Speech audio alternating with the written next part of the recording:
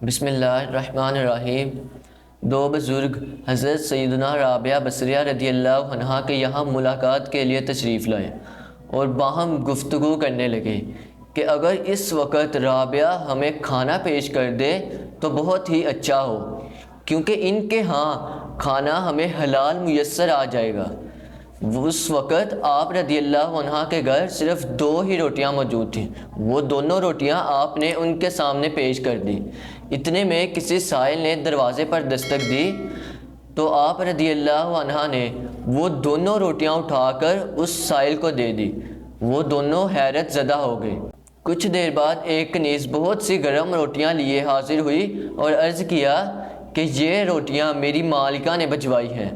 جب حضرت رابعہ بصریہ رضی اللہ عنہ نے گنا تو وہ 18 روٹیاں تھیں۔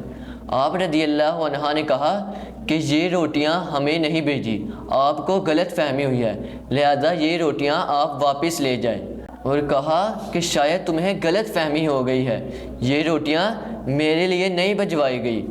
کنیز نے یقین کے ساتھ عرض کیا کہ یہ روٹیاں آپ ہی کے لیے بھجوائی گئی ہیں، لیکن آپ رضی اللہ عنہ نے کنیز کے اصرار کے باوجود وہ روٹیاں نہیں لی بلکہ واپس بھیج دی۔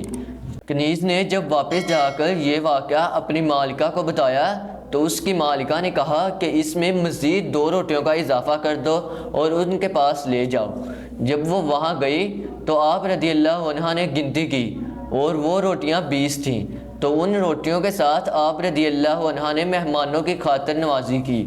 کھانے کے بعد جب ان دونوں نے ماجرا دریافت کیا تو حضرت سیدنا رابعہ بصریہ رضی اللہ عنہ نے ارشاد فرمایا کہ جب آپ لوگ میرے گھر تشریف لائے تو مجھے اندازہ ہو گیا تھا کہ آپ دونوں کو شدید بھوک لگی ہوئی ہے، اس لیے میرے گھر میں جو بھی تھا میں نے آپ کے سامنے پیش کر دیا۔ اتنے میں سائل نے دروازے پر صدا لگائی تو میں نے وہ دونوں روٹیاں اس کو دے دی۔